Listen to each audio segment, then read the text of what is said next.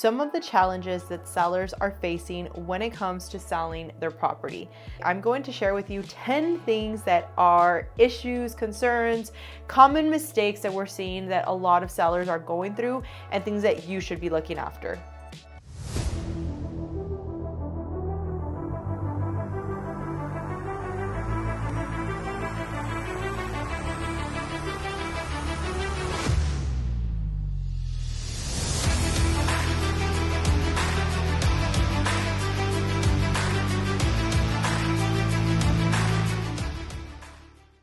What's going on, guys? Thank you for tuning in to another episode of Living in El Paso. I'm 𝐅𝐫𝐞𝐞, and in today's talk, I really want to dive deep into some of the challenges that sellers are facing when it comes to selling their property. So in this conversation, I really want to just give you some things that you should be looking out for that, quite frankly, if you have the right agent, they're going to look after you, they're going to take care of you, and they're going to bring all of these things to your attention. But at the same time, I want to make sure that you're also being very realistic with some of the things we're going to talk about. So recently, I went out to an appointment. I met with the seller. They actually found us on YouTube. And when we were talking to them, we essentially came to the consensus that he was okay with waiting longer to essentially find that needle in the haystack type buyer. What I mean by that, and we've talked about it in previous videos, is it all comes down to what your motivations are for selling, what is your end goal, and overall, where are you in that trajectory of actually selling? And what I mean by this is this person in particular had no rush to sell. They essentially were going to be in a situation where the wife is actually she's going to become an attorney, and he's staying back in El Paso, and essentially, to make the long story short, he's going to be selling the property, but he doesn't want to sell the house for less than market value, which of course I understand. With that being said, the conversation also was geared around talking about how he felt that other neighbors in the area had essentially sold for less than what the values of that area were for. And if you know anything about real estate, if one of the houses in that area sell for less, that will affect your comps, because the appraiser is going to go in there and essentially check everything out and see, okay, what is it that prices in the area are selling for? What is it that we can actually get for the house? And it all comes down to the value of your property. Now, it is a little bit more complex than that, but for simple reference, that's what we're gonna say. And essentially, this person didn't want those comps affecting his property, which, by the way, his house was beautiful. It was taken care of. He did a lot of work in the backyard. The garden looked beautiful. So when we looked at the comps, he was closer to a number of 420 upwards. And in reality, the comps were showing like 360 to 400, and that being a little bit of a stretch. So we ended up talking about it. And of course, with that being said, it also was something that I said, like, look, I don't want you to sell if you're in a situation where you feel like you're not going to really get what you want. And at the same time, if you really want to sell because it's not really going to be beneficial, you're going to be leaving pretty soon, then essentially what we want to do is be okay with staying on the market a little bit longer. So that inspired me to talk about what we're going to talk about today. I'm going to share with you 10 things that are issues, concerns, common mistakes that we're seeing that a lot of sellers are going through, and things that you should be looking after. Now, number one is at the top of the list, and that is making sure you're working with the right agent, because other than that, everything else that we will be discussing will essentially be stuff that you should have your agent helping you with. Now, there's one in particular that will not necessarily be something your agent can help you with. We can just be the bearer of bad news and be as transparent as possible, but we'll talk about that in just a second. But the first one being, you want to hire the right agent. I will say this to you time and time again, whether it's working with me professionally, whether it's working with somebody that you vetted, whether it's working with, your aunt, uncle, whoever recommended you to that person, make sure you are vetting the people that you're working with, okay? I've seen it happen time and time again, where it actually recently happened. A client of mine was working with another realtor that's really well known in the area, also happens to make videos. And it was funny because the person said that they originally were looking at both of our videos, right? And they ended up going with the other person because apparently they got on a call. They never really called me. They went with that person. They were like, look, they kind of we hit it off the bat. They were in the same field. I'm not going to say more than that, or they were once at one point. And essentially that person, when he started working with him thinking that they were going to really do everything that they promised, he quickly realized that he was actually being just told what he wanted to hear versus actually what he needed to hear. Funny enough, he was told that he was going to be getting under contract for a particular home, and that home actually was not available, but he didn't tell him it wasn't available. He made him sign a buyer representation agreement, and then later it came to be where essentially this person was like, it was with the builder. So the builder kind of made him pay the earnest money of $500. And when he found out, the client, right, that he really wasn't under contract, that he had just paid to reserve a house, but they were kind of putting him on a waiting list period, he calls me, he's like, hey, this person lied to me. I don't want to work with him. So then I was already going to try and help him. I literally that day found him another house. We're going to move forward. But then that other agent finds him a house with the actual builder, and it was a mess. That client calls me and he's like, Alexa, I'm telling you right now, moving forward, any person that I get, that I talk to, I'm gonna send them over with you, because within literally hours, you did more than this person did for me in a whole month that I was working with him. And I don't say this to butter myself up. I say this because I think that those of us that are putting in the work, we're very comfortable with you vetting us. And honestly, I'm not gonna be everybody's cup of tea. I've worked with some people that I'm like, look, honestly, you would be better off with X, Y, and Z, because we're not really vibing, if you want to call it that. We're not really connecting. I know everybody has like different ways of communicating.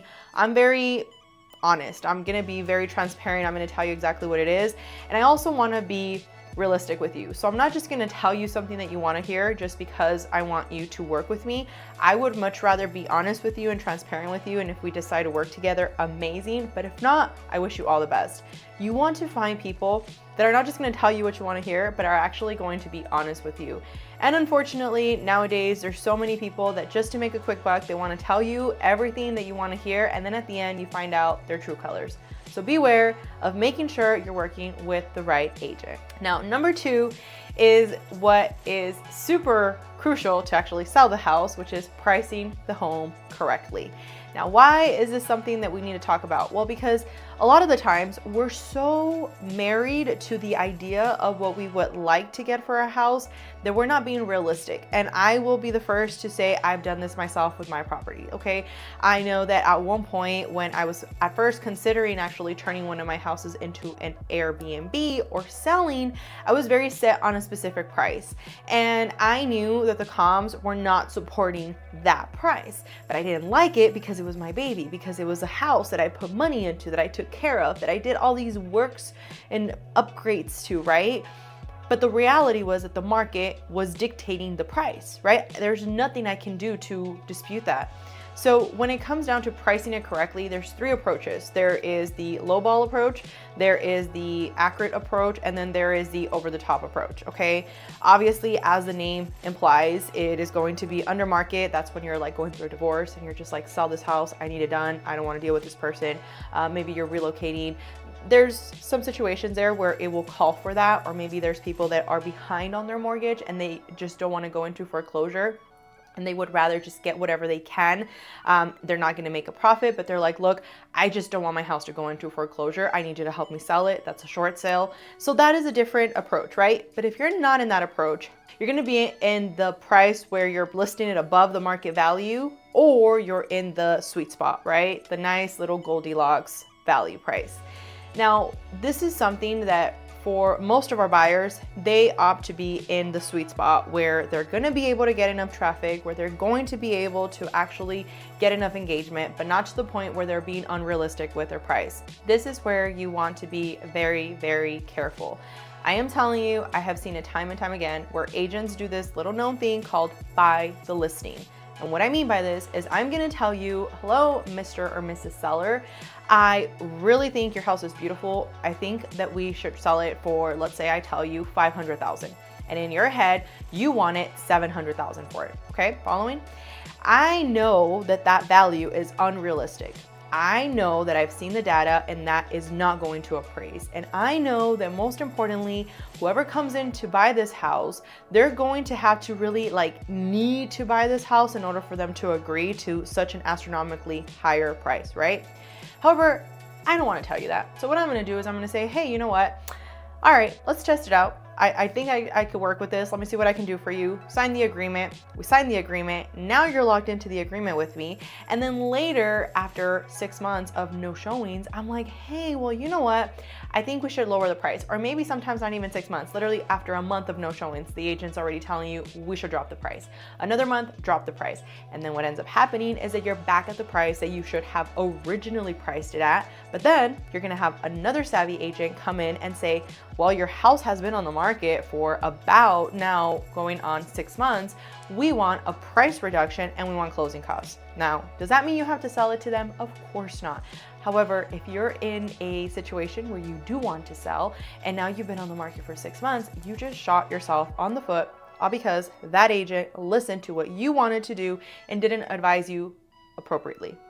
So making sure you're not working with somebody that's simply going to buy the listing, I am telling you, make sure you're doing your due diligence, because unfortunately it happens so much, and I see so many houses go expired, and then all of those that go expired, you start getting bombarded by agents that are buying your information to like try and sell you on their listing services, which in reality, you wouldn't have had to gone through if you would have just hired the right agent at the beginning. Now, number 3 is going to be your home staging and your repairs. Now, one thing I will share with you, there's different approaches to that as well, just like anything.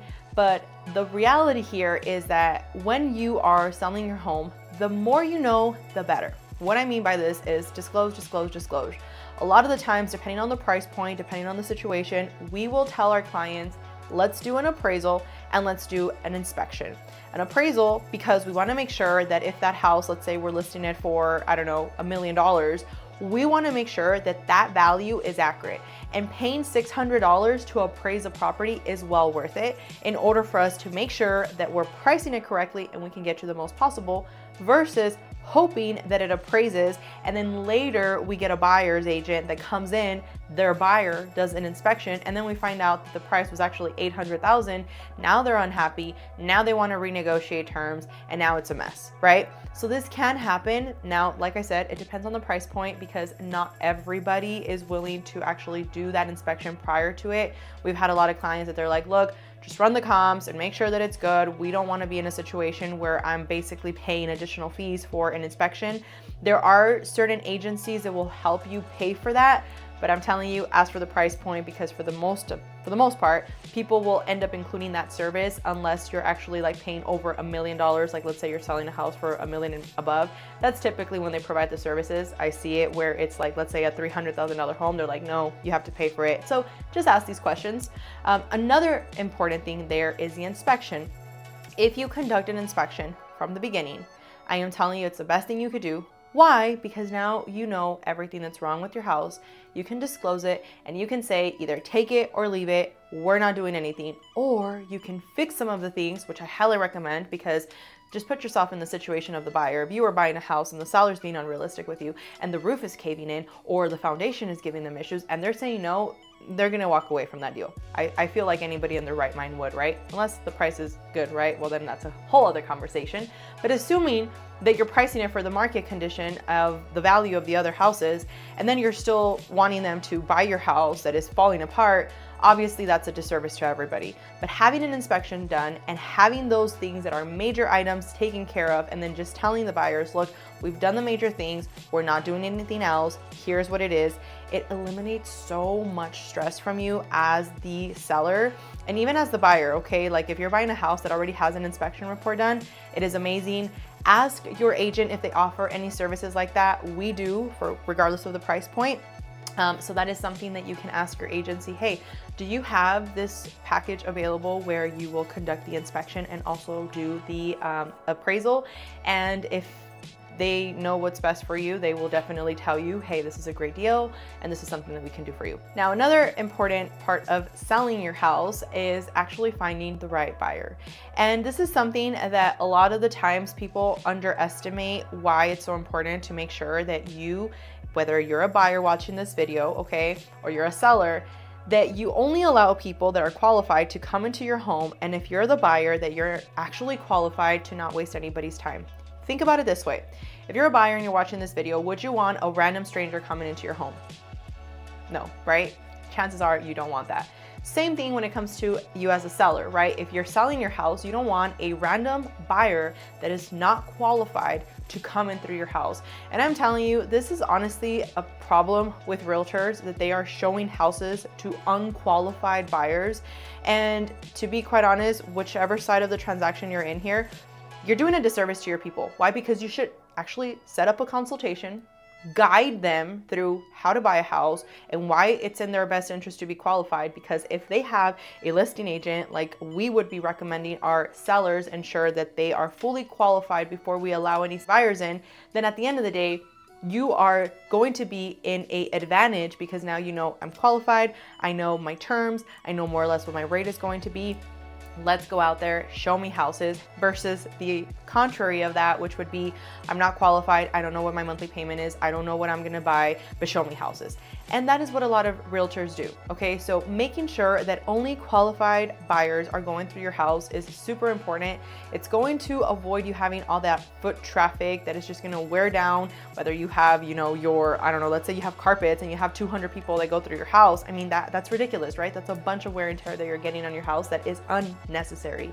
So ensuring that you have only those qualified people going through your house is optimal. And if you're a buyer's agent, like I said, make sure that honestly you're just having those people that are going through the houses actually be qualified, because if not, it's a disservice to the sellers and it's a disservice, quite frankly, to the client as well. Now, another very stressful part of the transaction for a lot of sellers is the negotiations and the paperwork.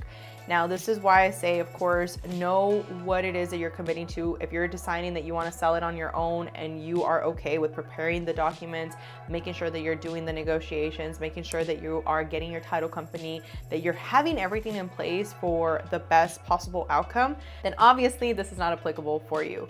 However, if you are somebody that is looking to actually have an expert guide you through that process, then really you have that covered, because we are supposed to be here to help you negotiate. Negotiations can come in all shapes and sizes, okay? So for instance, the appraisal, if the appraisal came in below the market value, we need to renegotiate, because that now has changed the terms that were originally given in the original offer.